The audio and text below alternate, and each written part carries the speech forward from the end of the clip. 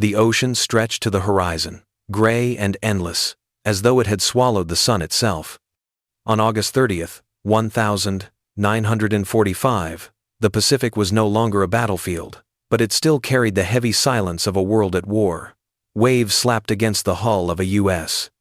Navy transport ship, their rhythm steady, unyielding. A low groan of steel followed, echoing across the deck where a group of Japanese women huddled against the wind. They stood close together, thin coats clutched tight, their eyes searching the water as though answers might rise from it. Some were nurses, torn from collapsing hospitals on Saipan or Guam. Others had been clerks, typists, civilians swept into the tides of surrender. Their hair was tied back hastily, some strands loose and wild in the wind. Their faces bore exhaustion, the hollow look of a nation broken. The air smelled of salt, oil, and the faint smoke of the galley fires below.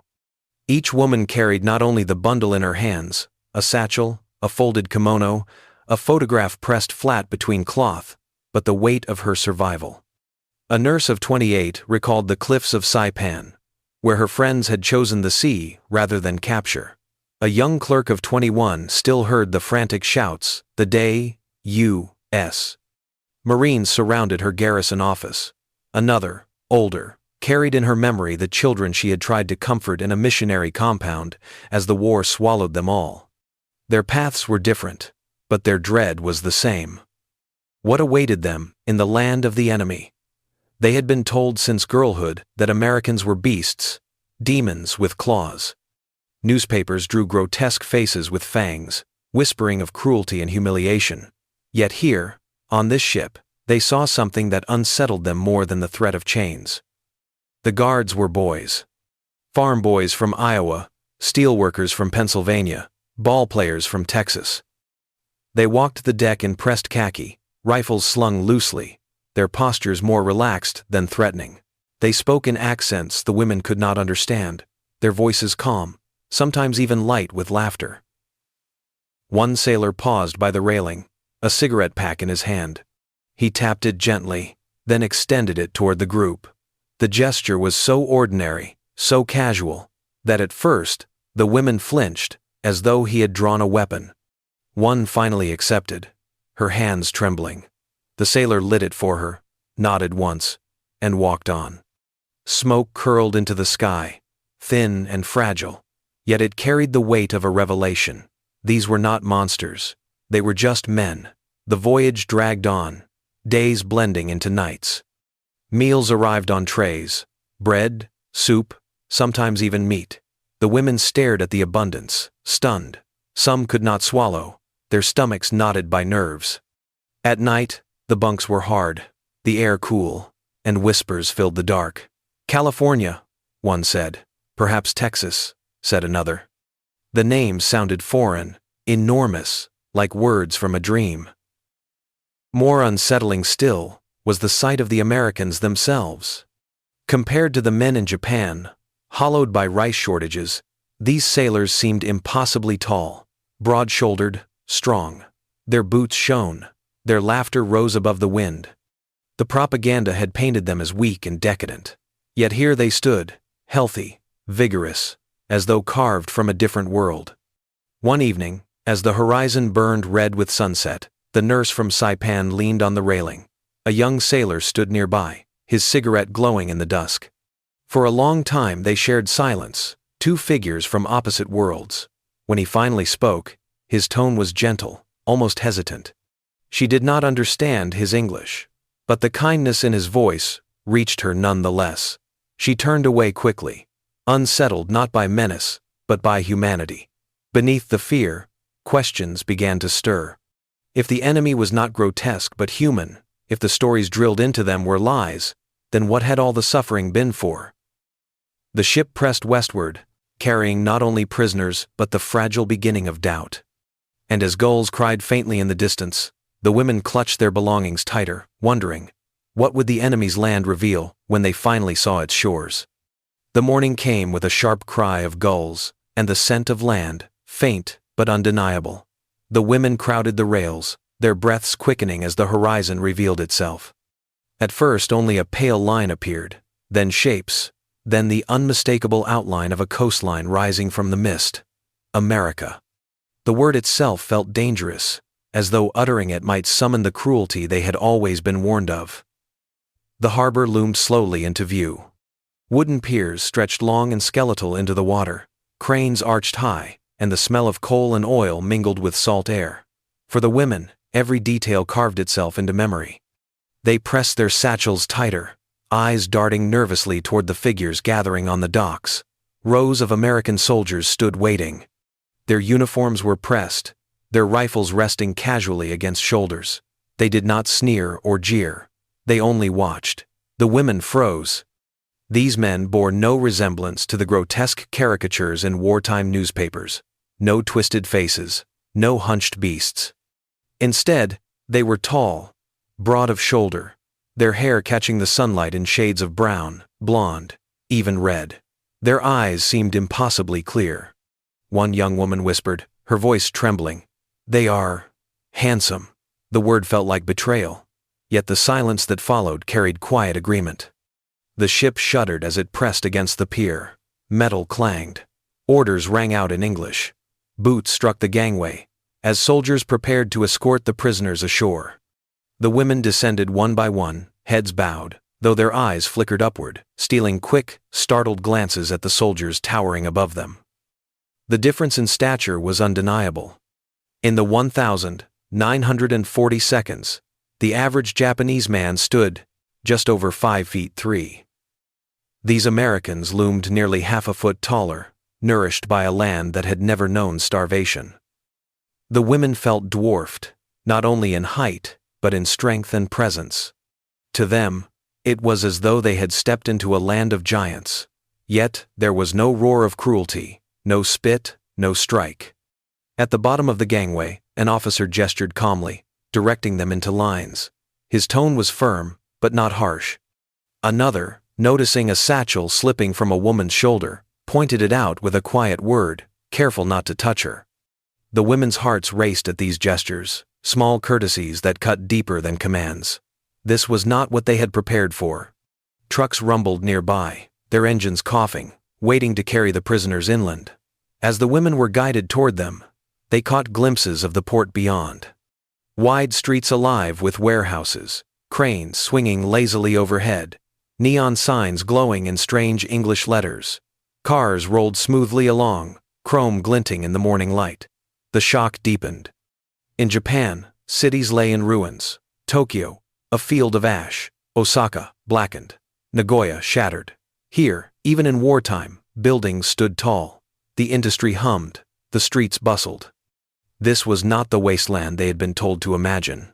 It was vigor, abundance, life continuing, as though war had brushed by, but never crushed it. The nurse from Saipan thought suddenly of her younger brother, who had starved 2 years earlier. She saw again his small wrists, the dullness in his eyes, the hunger that gnawed him to death. Then she looked at the American soldiers' broad backs, thick arms, laughter spilling easily between them, and felt something twist inside her. Envy, grief, and wonder tangled together like a knot that would not loosen. As the trucks jolted into motion, rolling past the edges of the city, American civilians appeared at the roadside. Children stood barefoot, waving shyly. A few women carried baskets, pausing to watch. Men leaned against fences, arms folded, their gazes cautious but not hostile. The Japanese prisoners shrank from their eyes, but what struck them most was not hatred. It was indifference. To the Americans, they were not monsters. They were not even spectacles. They were simply another shadow of the war's aftermath. And in that indifference lay both relief and humiliation. To be unseen was safer, yet it was also a wound. Inside the rattling truck bed, whispers spread among the women. One clerk leaned close to the nurse, her eyes wide with nervous awe. "They look like film stars," she said, recalling posters glimpsed before the war. An older woman snapped, "Do not speak of such things," her voice sharp with shame. But even she could not entirely deny it. The convoy moved deeper inland, leaving the harbor behind. Fields stretched wide now, green and gold beneath the Sunday farmhouses stood white and solid, barns painted bright red. It was America, as the women had never imagined it, fertile, abundant, untouched by firebombs. Tears stung their eyes, though they hid them quickly. When the trucks finally slowed before tall gates and looming fences, each woman felt her heart hammer in her chest. The camp awaited. Their minds swirled with contradiction. They had been warned of cruelty, yet so far had met only courtesy. They had been told to expect monsters, yet the men around them looked like giants, strong, youthful, almost admirable. And as the gates swung open, the nurse clutched her satchel tightly, her thoughts racing. What lay inside would either confirm their fears or unravel their world entirely. The gates groaned as they swung wide, revealing the camp beyond. The women braced themselves, their bodies tense, their minds preparing for cages, for blows, for the nightmare their leaders had promised would come. But what they saw made them falter mid-step. The camp stretched across rolling fields, its wooden barracks aligned, neatly like rows of barns. Gravel paths crunched beneath their shoes. Fences stood tall, yes, but they did not leer with menace. Guards walked the perimeter, rifles slung easily, their expressions more bored than brutal. And drifting faintly from the kitchens came an unexpected smell: bread, fresh bread baking. The warmth of it reached across the yard, like something from a memory long buried. Inside the barracks, the women found rows of bunks with thin but clean mattresses, no cages, no darkness.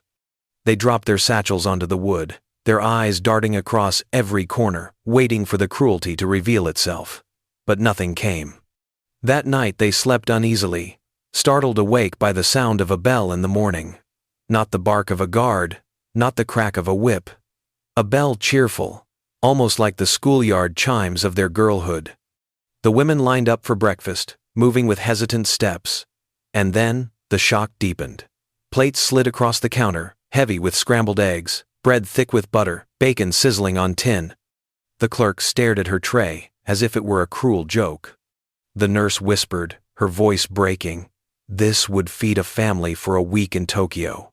The younger women sat down, hands trembling, some weeping silently before taking a single bite. For months they had survived on weeds boiled in water, on thin rice gruel rationed to the last grain. And now here, in the land of the enemy, they were handed more food than they had dreamed possible. Life in the camp unfolded with strange rhythm: meals, roll calls, medical checks. For those willing, work assignments in the garden or the laundry. The women were issued plain uniforms, neither harsh nor humiliating, just practical cloth to replace their ragged dresses. Guards hovered at the edges, but their manner was restrained. They gave instructions patiently, sometimes gesturing when words failed. When one woman froze before the miracle of hot water rushing from a shower tap, a soldier laughed softly, shaking his head, as though it were nothing. But for her, it was a revelation, warmth pouring endlessly from a pipe, a luxury Japan had lost long before surrender. Not every moment was easy. The fences still loomed, barbed wire glinting in the sun, a reminder that freedom was gone. The rifles of the guards were never far, their weight visible even when not pointed. And yet cruelty did not define the place. Instead, what startled the women most was a peculiar civility. A guard bent to pick up a crate one woman had dropped, returning it with an awkward smile. Another offered soap without being asked, holding it out with exaggerated politeness, as though addressing a guest. The women recoiled at first, unsure if this was mockery. But it was not. It was something else: proof that America's victory was not expressed in chains, but in a kind of merciful order. The contradiction tore at them daily. Whispers at night filled the barracks. Why? Why give food when it would be easier to starve us? Why courtesy when hatred would be simpler? If Americans were strong enough to destroy Japan, why choose restraint now? The answers eluded them, but the questions multiplied. One afternoon, as the women gathered in the yard, American soldiers tossed a baseball back and forth, their laughter rising in the warm air. The women paused, transfixed. To them it was more than a game. It was a symbol of something unfamiliar, a life untouched by ruin, where men could play in the sun as though war had never scarred them. The clerk whispered, almost in awe, "It is like watching another world." And in that moment, the truth cut deeply. The fences were real. The captivity was real. Yet what unsettled them most was not chains, but the realization that their enemy lived in abundance, in ease, in health. That revelation was a wound sharper than barbed wire.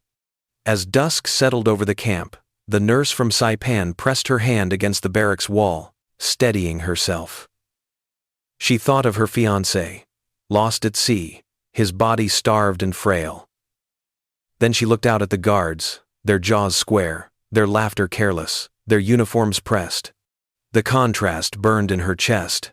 Hatred had prepared her for cruelty, but nothing had prepared her for kindness. Winter crept into the camp, laying frost across the gravel paths, softening the sharp clang of the gates with snow. The women wrapped themselves in issued coats, their breath rising in white clouds, their steps crunching across the yard. Guards stamped their boots to keep warm, rifles resting loosely against shoulders. Life settled into routine, but beneath the surface, nothing felt ordinary. For the women, captivity had become a mirror. Each day offered reminders of how differently the war had been lived on either side of the ocean. The Americans received letters in neat stacks, their faces breaking into quiet smiles as they read. Some wiped away tears before folding photographs into breast pockets, tucking the faces of wives or children close to their hearts. The Japanese women watched silently. For them, family existed only as memory husbands lost to jungles, brothers buried in shallow graves, children far away in a land of ashes. That divide felt sharper than the barbed wire. The guards themselves began to change in the women's eyes. At first, they had been faceless, tall silhouettes with rifles, but over time, small gestures cracked the distance. A soldier left a crude sketch of flowers on scrap paper by the laundry hut. Another, laughing, taught a young woman a few English words, "Good morning, thank you." The women whispered about these things at night, not daring to believe them real, and yet treasuring them like contraband. They were not grand acts of friendship, only fragments of humanity, but they pierced the wall of war. Reports later noted that the International Red Cross found American camps unusually fair, compliant with Geneva standards, a stark contrast to the brutal Japanese camps in Asia. The women did not read these reports, but they lived them in the soap, handed freely, in the bread and butter served daily, in the absence of whips or cages. Each kindness was disorienting. It forced them to unlearn everything they had been told, but kindness did not erase pain. If anything, it sharpened it. The nurse from Saipan lingered near the kitchen window one morning, watching soldiers unload sacks of flour, crates of apples. She thought of her fiancé, lost to the sea, his thin shoulders and sunken cheeks. The men before her whistled as they worked, tossing apples easily between them, their bodies full of strength. She turned away, her stomach knotted. Was it envy, grief, or something she could not yet name? The contradiction weighed heavily. Gratitude for survival, resentment for defeat, admiration for the enemy's vigor. All truths, all unbearable. The women whispered in their bunks, some confessing they no longer knew whether to cling to anger or to admit the relief they felt in the smallest kindnesses.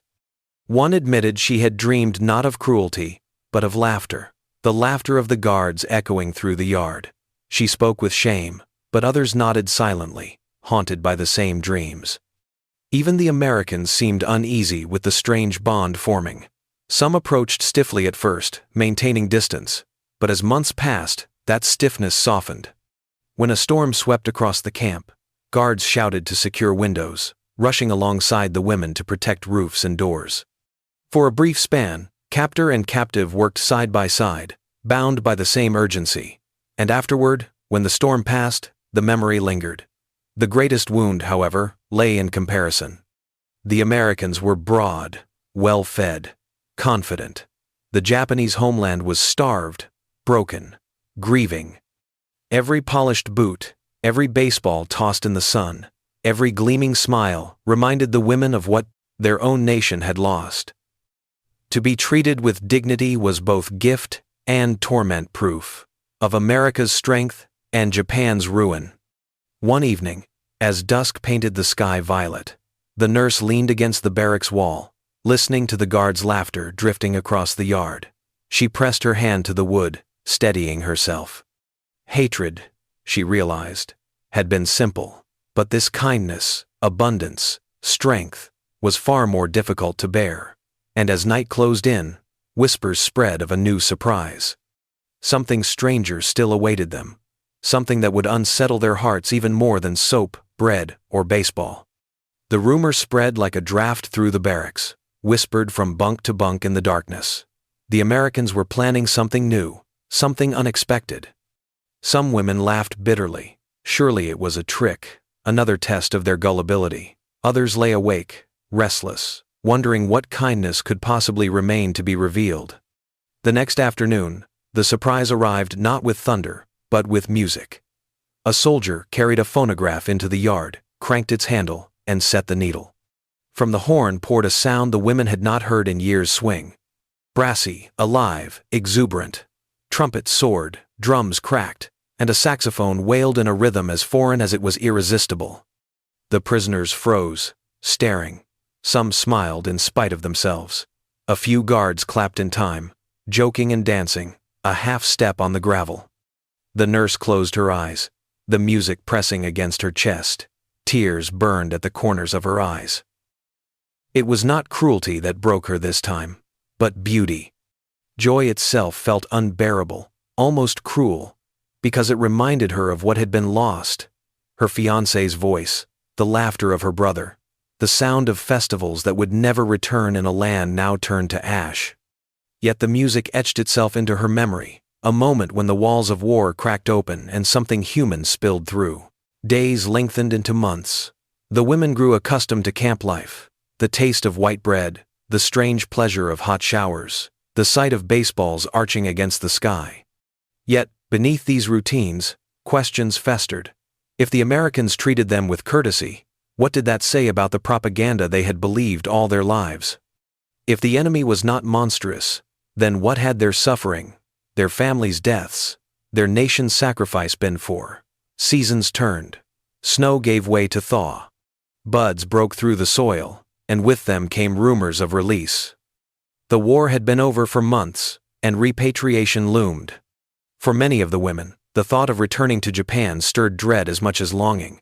Their homeland was no longer the land they had left. It was rubble, hunger, grief. Some whispered that the fences felt less like prison now, and more like shelter, a fragile protection from the harsher world that waited beyond. When the day of departure finally came, the women gathered their belongings in silence. Satchels tied with string, coats folded with care, photographs tucked close to hearts. They stood once more in lines, the same as when they had first arrived, but something in their faces had changed. The fear was still there, but layered now with something harder to define: knowledge, maybe even humility. The nurse turned one last time to look at the camp. The barracks stood quiet, the fences stark against the spring light, the guards moving with their familiar, easy steps. But in her memory, it was not the fences she would carry. It was the smell of bacon in the mornings, the laughter over a baseball game, the way a soldier had bent awkwardly to help her lift a crate. These details, ordinary, human, had lodged in her heart like splinters. They would not fade. As the trucks rumbled toward the port, the women whispered to each other. "Not monsters," one said softly. "Men," another added, almost shyly. "They looked like film stars." This time, there was no shame in the admission. The words hung in the air, fragile, but honest. The nurse did not speak. She kept her eyes fixed on the road ahead, her satchel heavy in her lap. Inside her chest, something shifted: not love, not admiration, but the weight of a truth too large to ignore. War had been built on lies. Yet in captivity, she had seen something undeniable. The ships waited in the harbor, gray and hulking, ready to carry them back to Japan. The nurse pressed her hands together and whispered a prayer. Not for victory, not for vengeance, for understanding. For the strength to live with the memory of an enemy who had looked into her eyes and treated her as human. The engines roared. The docks receded. Behind them, America faded into mist, a land of contradiction, of defeat and mercy, of tall men with clear eyes who had shattered every story she had once believed. The sea stretched before them again, gray and restless, carrying them homeward, though home was a word that no longer felt certain. The Japanese women stood at the rails, their satchels clutched, their eyes scanning the horizon as though searching for the country they had lost. Behind them, America faded slowly into mist, its harbors, its fields, its abundance, now a memory that pressed heavy on their hearts. The nurse from Saipan leaned against the cold steel, the salt wind stinging her face. She thought of her fiancé, thin and hollow-eyed, swallowed by the sea in 1943. She thought of the field hospitals, the cliffs, the hunger that had stripped her homeland of its strength. Then she remembered the American camp, the warmth of bacon at breakfast, the laughter of guards tossing a baseball, the gentle voice of a boy soldier saying words she could not understand but could feel. The contradictions clashed inside her, like storm tides. Around her, the other women whispered softly. One admitted she dreamed not of cruelty, but of laughter, echoing across the campyard. Another confessed her shame that she no longer hated her captors, not as she had been taught to. A third stared silently at the sea, her lips pressed thin, unwilling to speak at all. Each carried within them not just belongings, but an invisible burden. The knowledge that the war's greatest lies had been exposed, not on battlefields, but in quiet moments of kindness. The ship creaked, engines pounding steady, gulls wheeled overhead.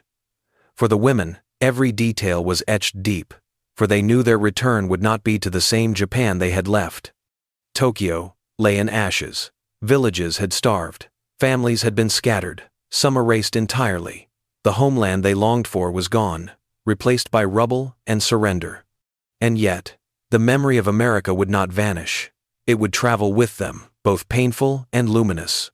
They would remember the tall figures of the guards, the gleam of health in their eyes, the strange abundance of food and soap and music. They would remember, too, the humiliation of realizing their enemy had thrived while their own families had perished. Gratitude and grief, admiration and resentment, all bound tightly together, impossible to untangle.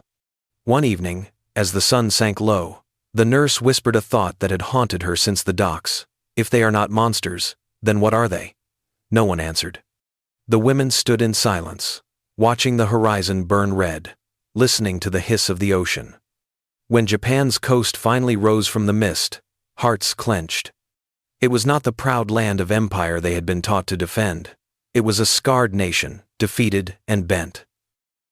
Children waded barefoot at ruined piers, their eyes wide with hunger. Roofless houses clung to broken streets. The smell of smoke and ash replaced the scent of America's bread. As the women stepped ashore, the fences of the camp seemed suddenly distant, almost gentle in memory. The true prison, they realized, was the devastation waiting for them at home. The nurse clutched her satchel tighter, her pulse quickening. She knew she would carry two worlds within her from this day forward, one of hunger and ruin, one of abundance and mercy. And somewhere in between lived a question she would never fully answer. What did it mean to find humanity in the enemy? The engines of the transport fell silent. The women walked down the gangway, their feet touching Japanese soil again. Behind them, across the ocean, lingered a truth too heavy to leave behind.